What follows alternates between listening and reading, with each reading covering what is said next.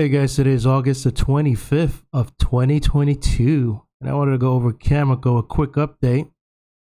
Man, I tell you, every time I gotta travel, I'm right now in Philly, got me a nice cheesesteak, and before I go in and get some work done, I wanted to do this quick update.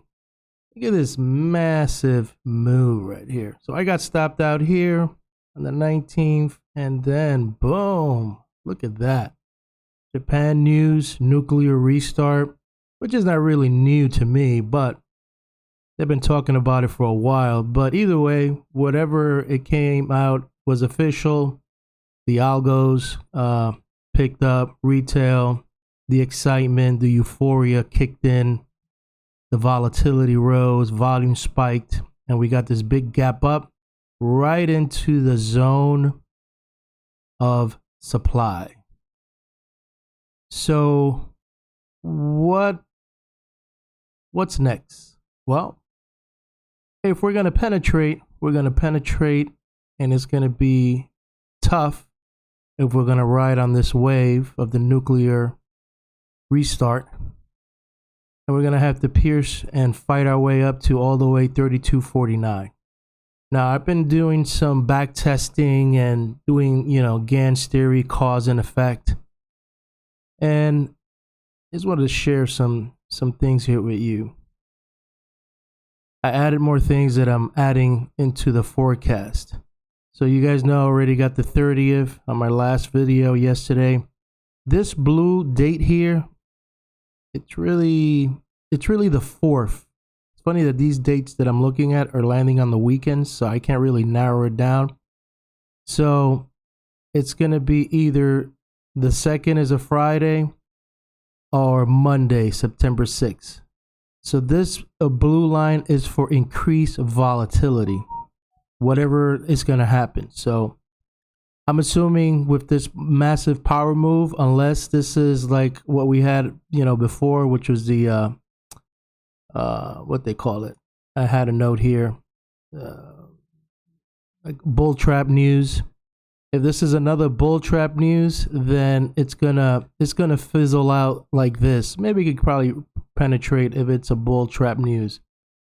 But if it's gonna have momentum and it's gonna follow certain things, cycles and whatnot, and other indicators that I'm watching, then it's gonna have to push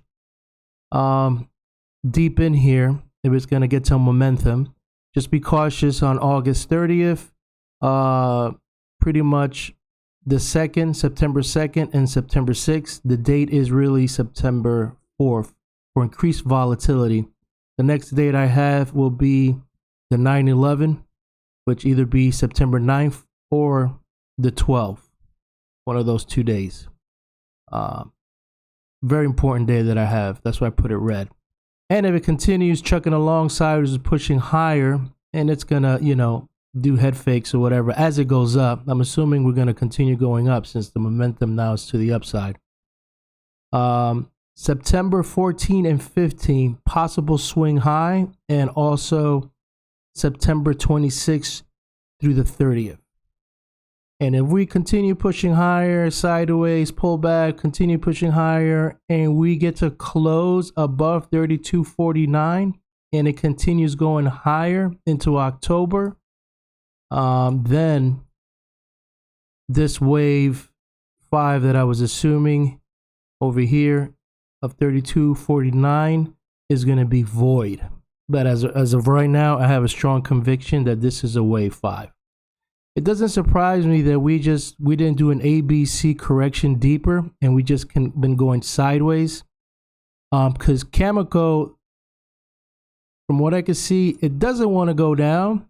It wants to at least get another fighting chance to see if it could close above 32.49, or at least retest it before it goes down.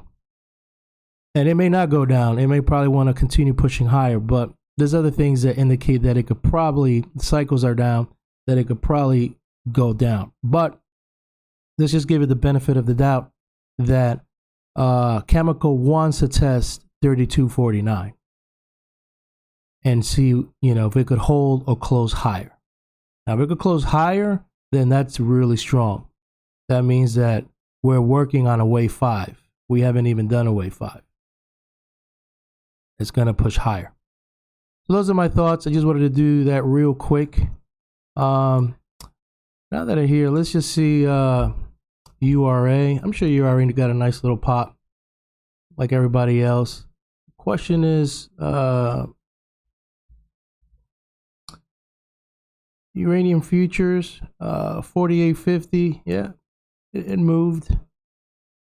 Got a nice, it doesn't move like the other ones, but it got a little move, which is good to see.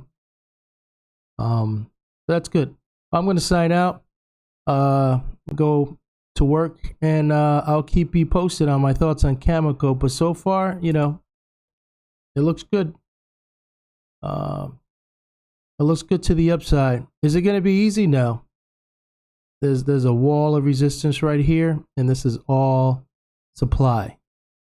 So it'll be curious to see if we could penetrate today, how deep we could go in, or if we just kind of stall in right here, like this. The next day, kind of chop around here in this little area of 27 something and change.